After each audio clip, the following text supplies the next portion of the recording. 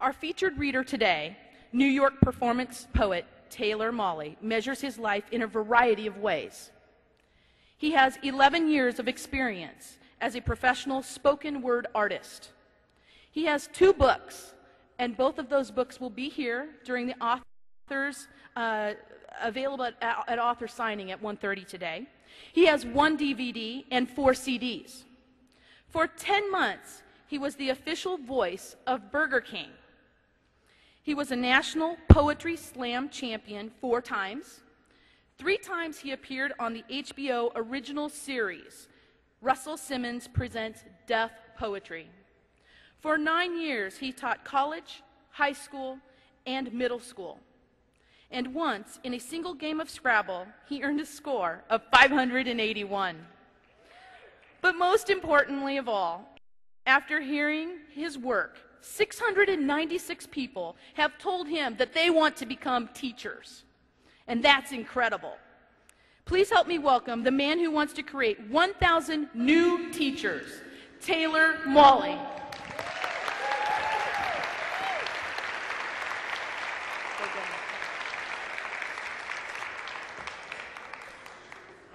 Good morning. Sunday nights, I lie in bed awake, as all teachers do, and I wait for sleep to come, as though sleep were the last student in my class to arrive. My grading is done, my lesson plans are in order, and still sleep wanders the hallways like lower school music class. I'm a teacher, this is what I do. Like a builder builds or a sculptor sculpts, a preacher preaches and a teacher teaches. We are experts in the art of explanation. I know the difference between the questions to answer and the questions to ask. That's an excellent question. What do you think? If 2 boys are fighting, I break it up. But if 2 girls are fighting, I wait until that shit's over, and then I drag what's left to the nurse's office.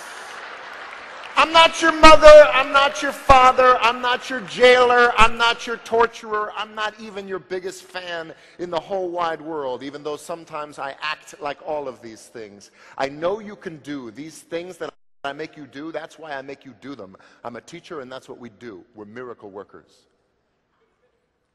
Once in a restaurant, when the waiter said, "Can I bring you anything else?" And I said, "No, thank you, just the check, please." And he said, "Oh, come on, how about a look at the dessert menu?" I knew I had become a teacher when I said, "What did I just say?" Please don't make me repeat myself.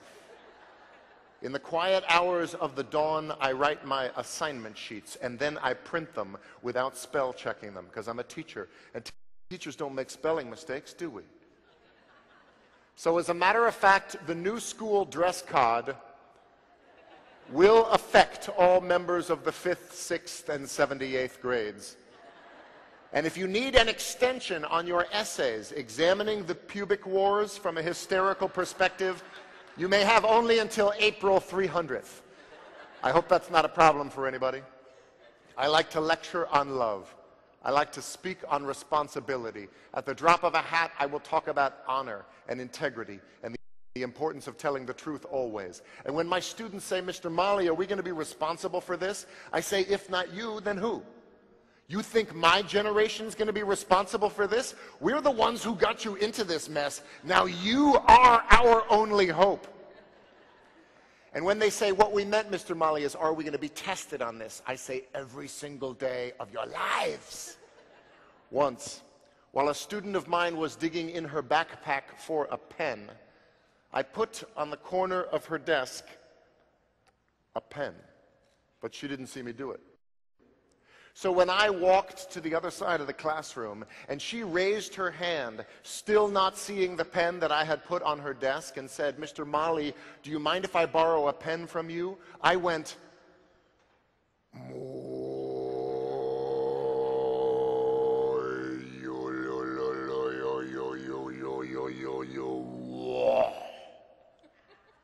she still didn't see it.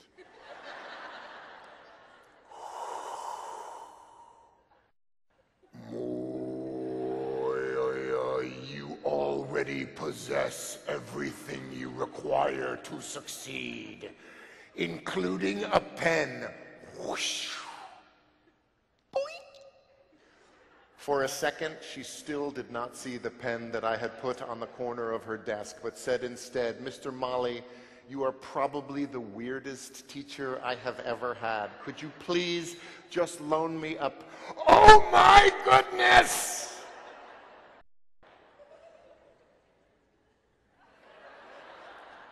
You're a miracle worker. How did you do that?" And I wanted to say, all I did was give you what I knew you needed before you knew you needed it. So thank you for the compliment, but education is the miracle.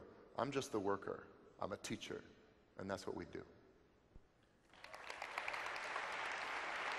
Thank you. Thank you very much. So was there a little disclaimer in my bio in the program saying that I might be inappropriate?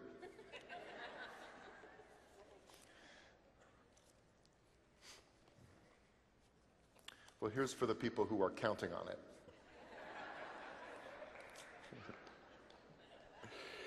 The poem is called Reading Aloud, but aloud is spelled as in permitted, reading permitted. Although, of course, I'm a poet, and Billy Collins says poets are people who are not content to mean only one thing at a time. So, if you said, "Mr. Molly, do you mean aloud as in permitted or aloud as in out loud?" I would say, yes. Reading aloud. Maybe I met her in a restaurant. Maybe I met her in a bar. Maybe I saw her while stopped at a stoplight driving down the street in my car. And maybe it started out great, like it does with every woman I've dated, amazingly passionate, amorous lovemaking, totally caffeinated. But no matter how varied our sex life, eventually, when we're in bed, women always ask me to do the same thing. And it's starting to mess with my head. I feel I'm being used, maybe even abused. I'm trapped, and she is my captor. She'll be naked on her back, and she'll give me a look and say, "I want you to read another chapter." Women always want me to read to them. They demand it. I have no choice but to spread wide the pages of the book on the nightstand and get busy giving good voice.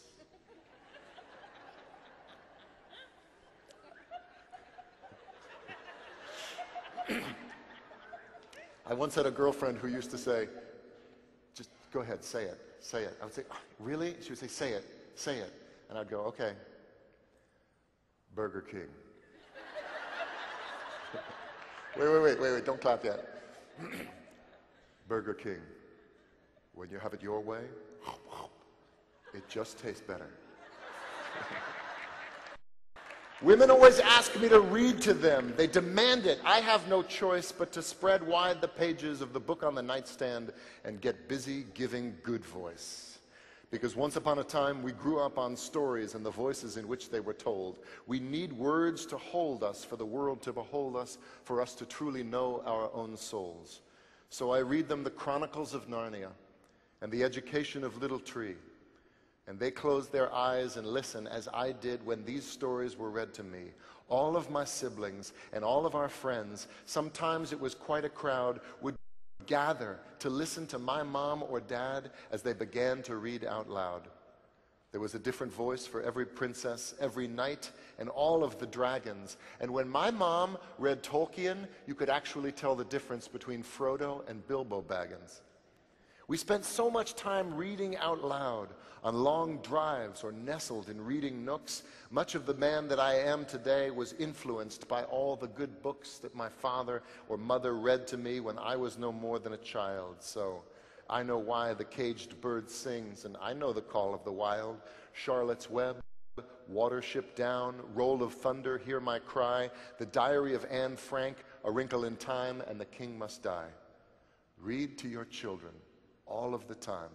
novels and nursery rhymes, autobiographies, even the newspaper. It doesn't matter. It's quality time. Because once upon a time, we grew up on stories and the voices in which they were told. We need words to hold us, for the world to behold us, for us to truly know our own souls. Thank you.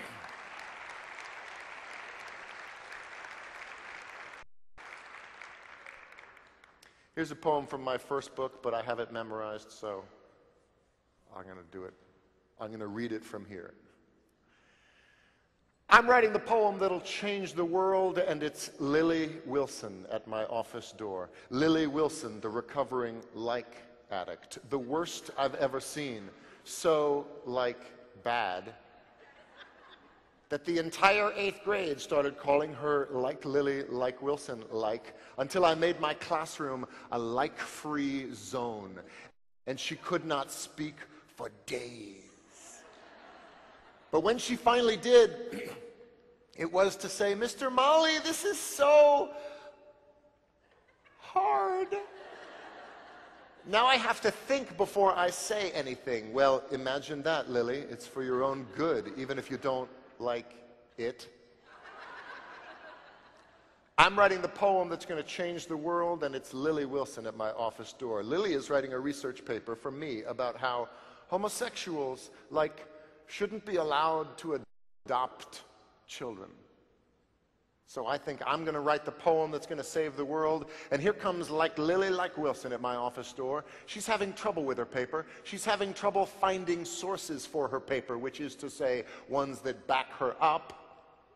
They all seem to argue in favor of what I thought I was against. And it took 4 years of college and 3 years of graduate school and every incidental teaching experience that I have ever had to let out only, well, that's a very interesting problem, Lily. But what do you propose to do about it? That's what I want to know. And the 8th grade mind is a beautiful thing. Like a newborn baby's face, you can often see it change before your very eyes. I can't believe I'm saying this, Mr. Molly, but I think I'd like to switch sides. And I want to tell her to do more than just believe it, but to enjoy it. That changing your mind is one of the best ways of figuring out whether or not you still have one. Or even that minds are like parachutes, that it doesn't matter so much what you pack them with, so long as they open at the right time. Oh, God, Lily, I want to say, you make me feel like a teacher, and who could ask to feel more than that? I want to say all of this, but I manage only, Lily, I am so impressed with you. So I finally taught somebody something, namely how to change her mind. And I learned in the process that if I ever change the world, it's going to be 1 8th grader at a time. Thank you.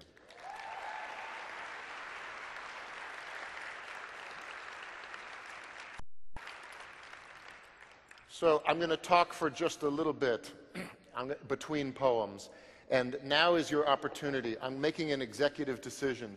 The best tables are all empty because they've been reserved for important people who either have more important things to do than be here and listen to me and share this moment with all of you, or else they're too busy doing other things. So if you just came in and you don't have a seat, now is your best opportunity to walk to the front and take these seats. I know that it takes a certain amount of guts, like this guy, to upgrade his seat. Come, even if you're on the back, now is your opportunity. I see people rising and coming forward. This is the closest that I will ever get to a Who concert. Don't crush each other as you run to the front of the stage. I said Nirvana was my favorite band, but I almost said Pearl Jam, and Pearl Jam had people crushed during the mosh pit. You didn't think a poetry reading had a mosh pit? This is it.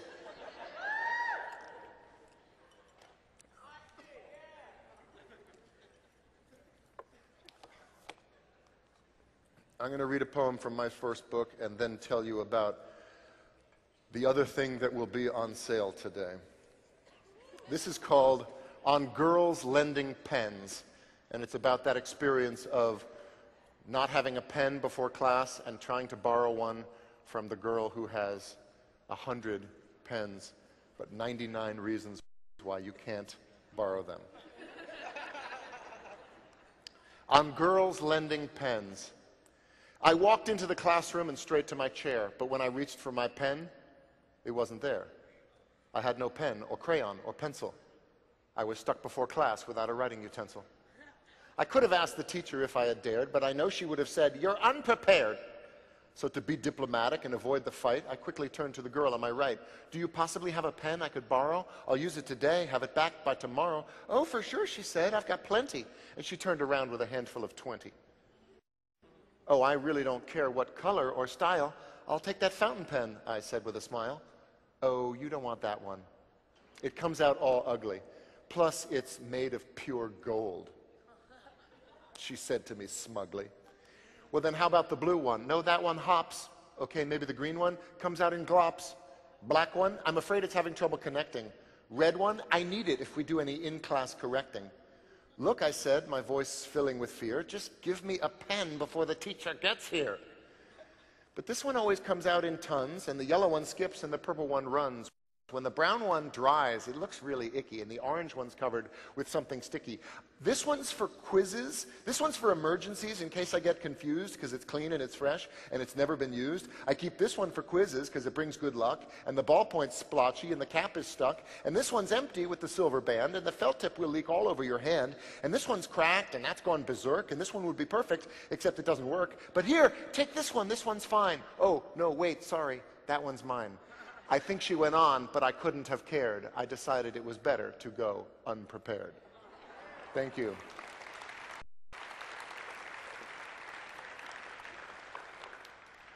So, if you like that poem, but you don't have enough to buy the book that it's in, you can buy the newest piece of Taylor Mali merchandise, which is the On Girls Lending Pens pen, which has the entire text of the poem written on a little pull-out screen like that. So, but that's not all. That's not all. Save your applause. I spent months designing this or working with the designer because they're $5, but to a student who would never pay $5 just for a poem, on the backside, in tiny letters, are the 101 acceptable two-letter words in Scrabble with their definitions, all the way from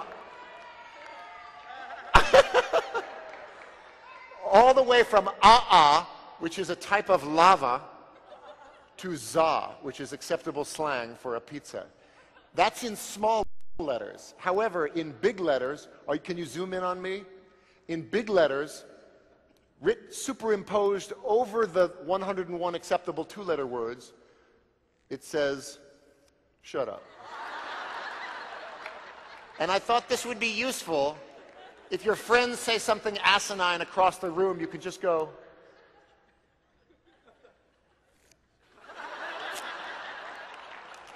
so, thank you. And Tia, Quinn, you get this one for free, all right? Everybody else has to pay $5, but that's to thank you.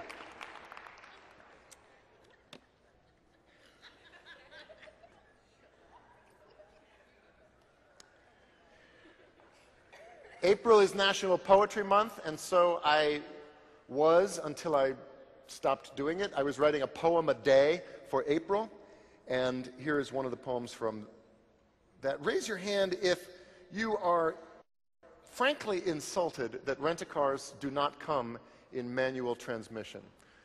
Only that stupid little, if you want to pretend you know how to drive, you know, the little plus sign. That's just dumb. Raise your hand if you learned how to drive on a stick. Yes! Well, this poem is about driving a manual transmission car, and the epigraph comes from one of my favorite poets named Stephen Dunn, who said, "I love shifting from second into third, that little smooth jerk into speed, though it's not exactly speed I want, but being in the middle of speed." And this poem is called "The Grumble to the Rumble, to the Groove to the Glide." First gear. First gear is all about the grumble and the grrr, the rough and tumble whir of clutch engaging with the moaning hunk of churning junk, combustion, burning, graveling, groaning of the engine turning over deep inside. First gear is the start of the ride. Second gear. Second gear is more of a rumble, moved on from first gear's drumming grumble. Now there's an urgent rhythm, humming, an emergent thrumming, fervent, a fire, becoming an urging and a coming into speed. Second gear is desire, becoming need. Third gear. Third gear is when you've found your groove. You're moving and grooving and smoothing the soul's erratic, unraveled load. Vibration is now near ecstatic, like a tree branch brushed over a gravel road at the end of every day. In third gear, you are well on your way. Fourth gear. Fourth gear is all about the glide. The world goes by while you sit inside and watch it pass. You may not be complete or completely satisfied, but no one can touch you alone in your ride or know how much you need to drive sometimes to work things out inside your head. Exhausted, tired, dead, fried, get the grumble to the rumble, to the groove, to the glide. P.S. If your car has a fifth gear, if you are that lucky and free, then you already know that fifth gear is the whee. Thank you.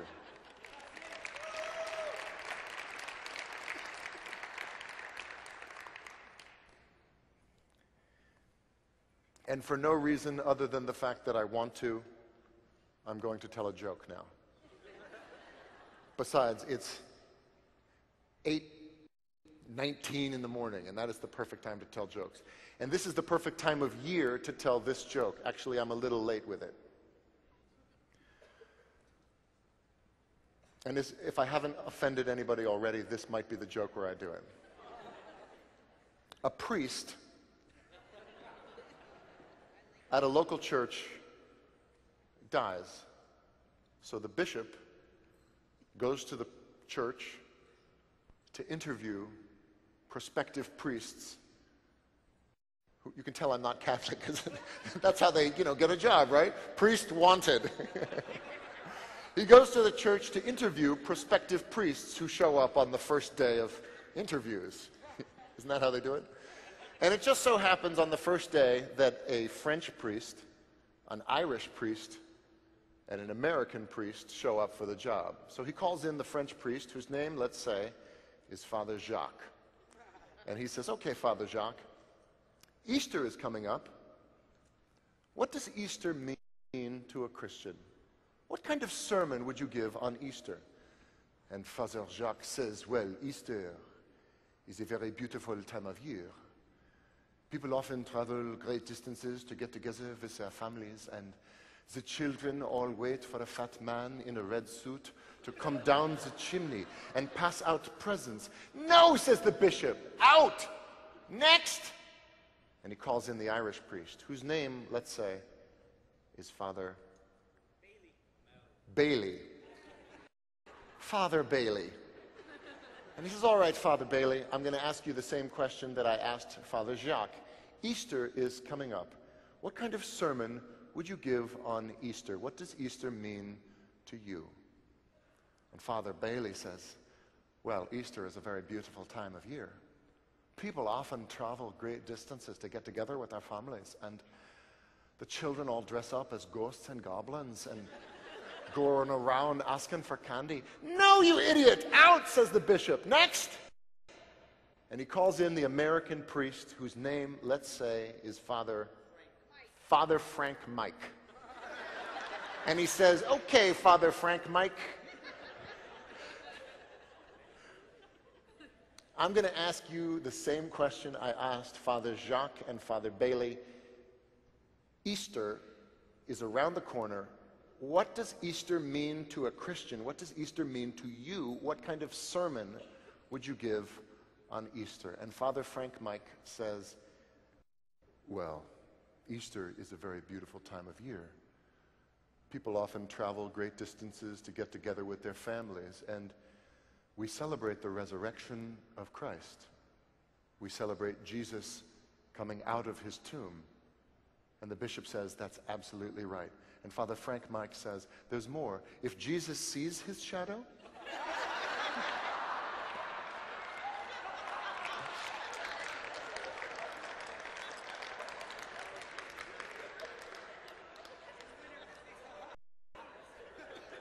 I love that joke because it goes on, and people are saying, I'm not sure I'm going to get this, you know. I'm Jewish, you know. This poem is very new. It's called In My Middle School. And this is the absolute perfect crowd to read it to. Although I'll let you decide that. In my middle school, 1. In my middle school, there is no 7th grade. It's been replaced with a year of law school for 13-year-olds. Because that's really what they're good at anyway, arguing for justice. And the students all wear black robes like little judges. We study the history of jurisprudence and the chaos of democracy. The special guests to the classroom are lawyers and judges and police officers with their guns. There's a field trip to the county jail. Science has been renamed CSI, and it's all about fibers and splatter patterns, criminal forensic investigation. In English, we study rhetoric, argument, and persuasion. The foreign language is basic Spanish for law enforcement officers. Learning to translate the testimony of witnesses and taking depositions. And math is all about billing clients, timesheets, and settlements. 2. In my middle school, there is no 6th grade. It's been replaced with a year of business school for 12-year-olds. Math is all about interest rates and spreadsheets. Car salesmen and hot dog street vendors are the weekly visitors. And history compares capitalism to communism through the ages. English is about writing business plans, and science has been renamed research and development. The foreign language is Chinese, obviously. 3. In my middle school, there is no 8th grade. It's been replaced with a year of medical school combined with an MFA in creative writing, and all the students wear white lab coats over black turtlenecks.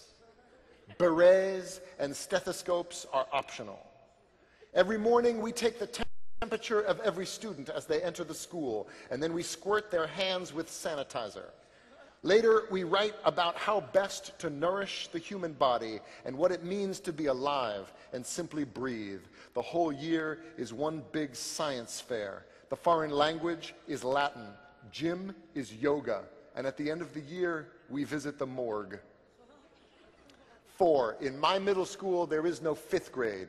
It's been replaced by a special mixture of architecture school, a music conservatory, international affairs and public policy, drama school, hostage negotiation classes, and a school of social work. They do it all, and we help them by laying the world at their feet and saying, this is what people do, and you can do it too. There is no shortage of ways in which the world is desperate to be saved. That's how things work in my middle school. It does not exist yet, but I'm working on it, and I need your help. Thank you. What I love is, since that poem has been published on my blog, people have been writing, schools have been writing me and saying, we are not quite the school you describe, but we're awfully close. I read a poem for the Harlem School of the Arts, and they said that music is a part of every student's day. Every student has one class of music every day that they are that school, that they attend that school, which warms my heart because the research indicates, as everyone here already knows, that students who study music and art do better in school. Why would any school do themselves the injustice of cutting music and art?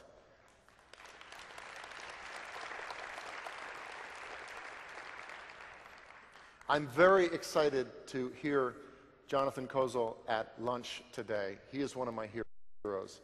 And you can read, it might be in his bio, he got fired from one of his first teaching jobs for teaching a Langston Hughes poem. That would not happen today. But that's something you should, they probably said, we'll let you have your job back if you say, I'm sorry for teaching you a Langston Hughes poem. And he probably said, I don't know the story, but he said, no. And they said, fine, you're gone. When you find the right battle, you fight it to the death. Here's a poem about the greatest teacher I've ever had. And it's called, I'll Fight You for the Library.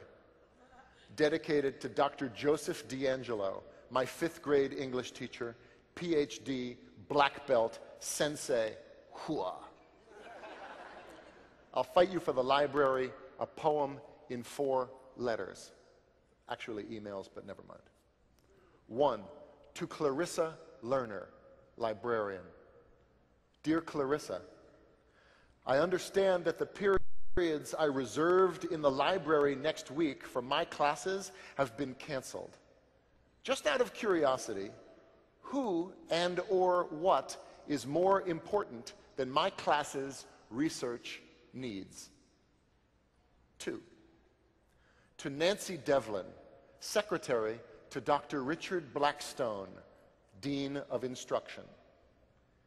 Dear Nancy, the librarian informs me that Dr. Blackstone has reserved the library for a facilities utilization meeting of the administration next week, and that all classes scheduled to meet in the library on that day must meet elsewhere. This is wrong. Academic instruction takes precedence over administrative meetings, period. That Dr. Blackstone, the Dean of Instruction, would even consider canceling one class's library period in order to hold a meeting called Facilities Utilization is so obtuse, I am incapable of appreciating the irony in it.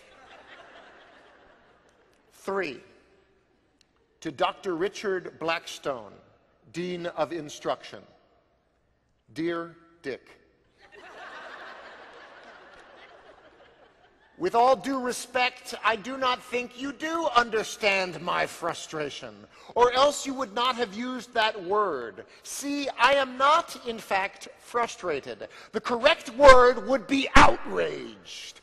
I will not reschedule any of my class's library periods for any administrative meeting, especially one that purports to be discussing the effective use of the school's resources. I don't care if the library is the only place in the school big enough to accommodate your meeting. It also happens to be the only place in the school with books. And lastly, I would be first to apologize for editorializing through your secretary if I thought that the statement, academic instruction takes precedence over administrative meetings, were a matter of opinion and not, in fact, a matter of fact, and not one I thought I would have to explain to the Dean of Instruction. To conclude, if any of my classes are denied the use of the school's library to make room for an administrative meeting called Facilities Utilization, then please alert Joyce Santiago, the school superintendent, to be ready to accept my resignation. 4, to Dr. Joyce Santiago, school superintendent. This is a true story. Dear Superintendent Santiago, for 35 years, I have served the interests of my students, providing them with all the encouragement, guidance, resources, respect, and love they require to grow into productive, responsible, informed, and well-prepared members of the community. I do not take this responsibility lightly.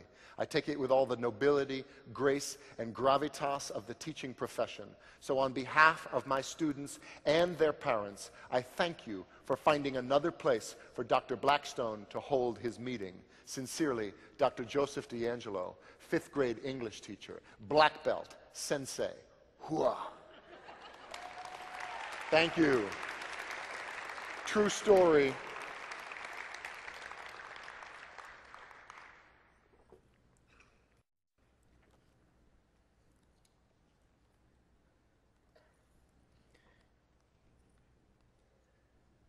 I'm called in, I speak to teachers, I teach poetry workshops, and I'm called in at conferences to either be the first speaker of the day or the last speaker of the day. And I particularly like it. You can certainly understand why they would want me to be the last speaker of the day. They've had a long day, and they need you to pick them up and entertain them. But I particularly like it when I'm the first speaker of the day. We should start out the day with poetry. You can tell I'm trying to find the poem.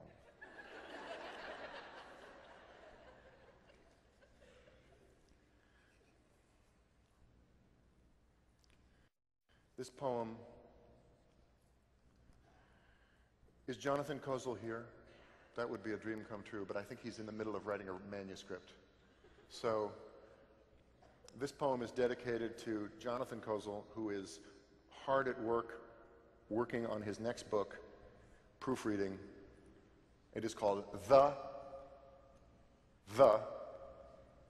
Impotence of Proofreading. Has this ever happened to you? You work very, very hard on a paper for English clash, but still get a very glow raid on it, like a D or even a D equals. And all because you are the liverwurst spoiler in the whale wide word. Proofreading your paper is a matter of the utmost impotence. Now, this is a problem that affects manly students all over the word. I myself was such a bed spiller once upon a term that my English torturer in my sophomoric year, Mrs. Myth, she said that I was never going to get into a good colleague. That's all I wanted. That's all any kid wants, just to get into a good colleague. And not just anal community colleague. Because I am not the kind of guy who would be happy at just anal community colleague. I need to be challenged. I need to be challenged menstrually. So I know this probably makes me sound like a stereo, but I really felt that I could get into an ivory legal colleague. So if I did not improvement, then gone would be my dream of going to Harvard, jail, or prison. You know, in prison, New Jersey. So I got myself a spell checker, and I figured I was on Sleazy Street, but there are several missed aches that a spell checker can't catch. For instance, if you accidentally leave out word, your spell checker won't put it in you.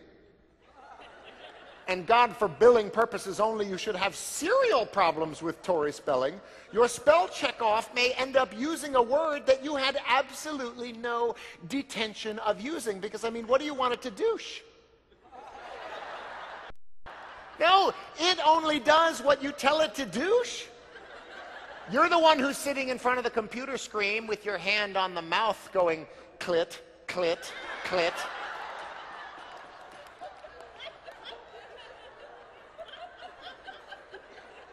It just goes to show you how embargo one careless little clit of the mouth can be, which reminds me of this one time during my junior mint. The teacher took the essay that I had written on a sale of two titties, and she, no, I am serial.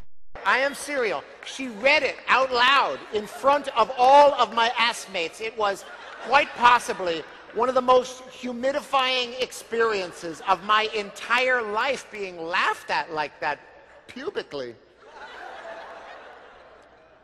So do yourself a flavor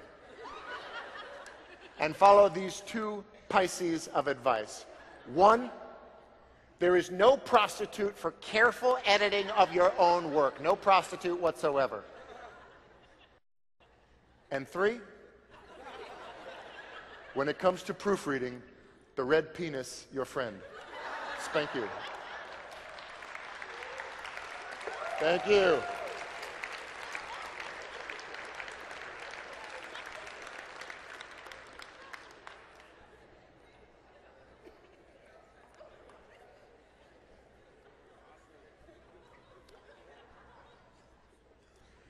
Here's a love poem for my wife, Marie Elizabeth, who just had her first book of poetry published in February. We are a two-poet family, God help us. And I wrote this poem last summer when her manuscript had not quite yet been accepted for publication. And she was a little bit demoralized and tired. And it's called The Naked Gardener, for Marie Elizabeth. You're tired, but there is breakfast to make, emails to answer, and poems to write. You have to submit your manuscript, which means making sure that the page numbers are right. So you work out, you stretch, you cool down, you head for the sauna when you get the chance, you strip naked, you carry the hamper to the laundry, but then remember, you have to water the plants.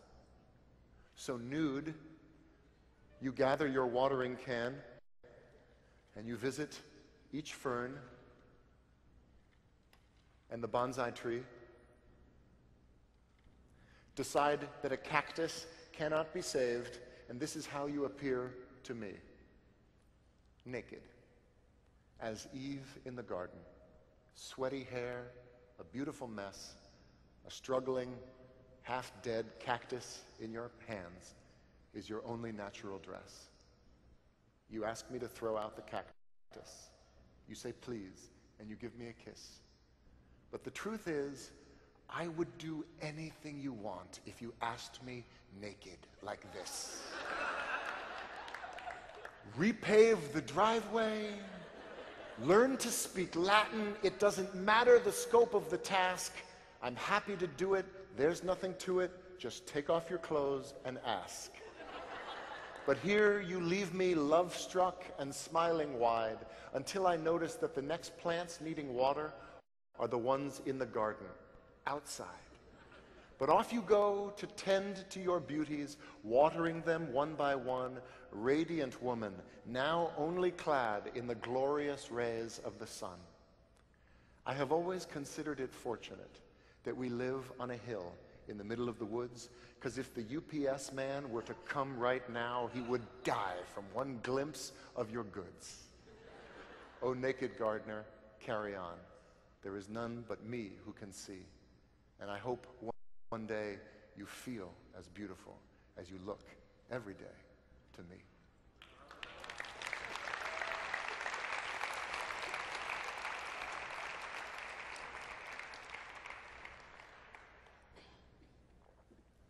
Two more poems, and then the day shall continue. Undivided attention. What all teachers want, and few of us ever get. I would tell you this is a true story, except all of my poems are true stories in one sense or another. Undivided attention. A grand piano, wrapped up in quilted pads by the movers, tied up with canvas straps like classical music's birthday gift to the criminally insane, is gently nudged without its legs out an 8th floor window on 62nd Street. It dangles, spinning slowly in the April air, so almost falling, so hinderingly dangling. It is a piano getting pushed out of a window and lowered down onto a flatbed truck by a long-necked crane, and I'm trying to teach math in a building across the street. Who can teach when there are such lessons to be learned? All the greatest common factors are delivered by long-necked cranes or flatbed trucks, or come through everything, even air, like snow. See, snow falls for the first time every year, and every year my students rush to the window as if snow were more interesting than math, which, of course, it is, especially in Palm Springs.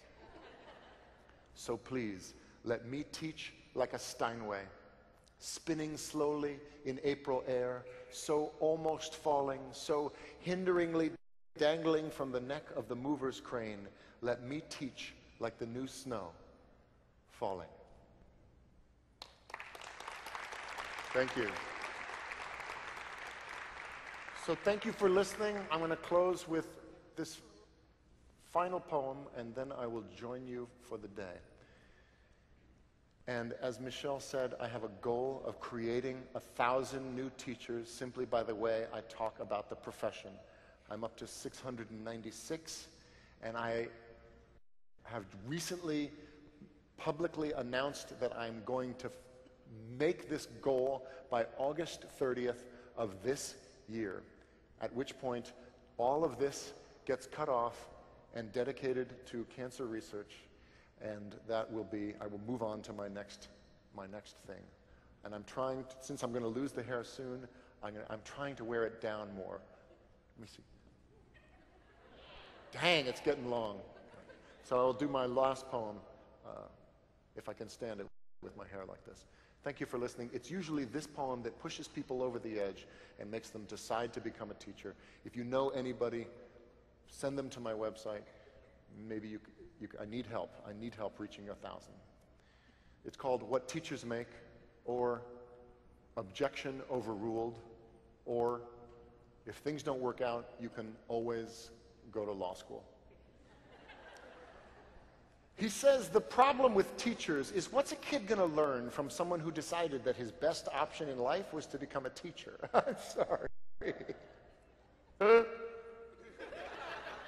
He reminds the other dinner guests that it's true what they say about teachers, those who can do and those who can't teach. I'm sorry. I decide to bite my tongue instead of his, and resist the urge to remind the other dinner guests that it's also true what they say about lawyers, because we're eating after all, and this is supposed to be polite conversation. I mean, you're a teacher, Taylor. Come on, be honest. What do you make? And I wish he hadn't done that. Asked me to be honest, because you see, I've got this little policy in my classroom about honesty and ass-kicking, which is, if you ask for it, then I have to let you have it. You want to know what I make? I make kids work harder than they ever thought they could. I can make a C+ feel like a Congressional Medal of Honor, and I can make an A- feel like a slap in the face. How dare you waste my time with anything less than your very best? I make kids sit through 40 minutes of study hall in absolute no, you may not work in groups. No, you cannot ask me a question. Why won't I let you go to the bathroom? Because you're bored, and you don't really have to go to the bathroom, do you? I make parents tremble in fear when I call home at around dinner time.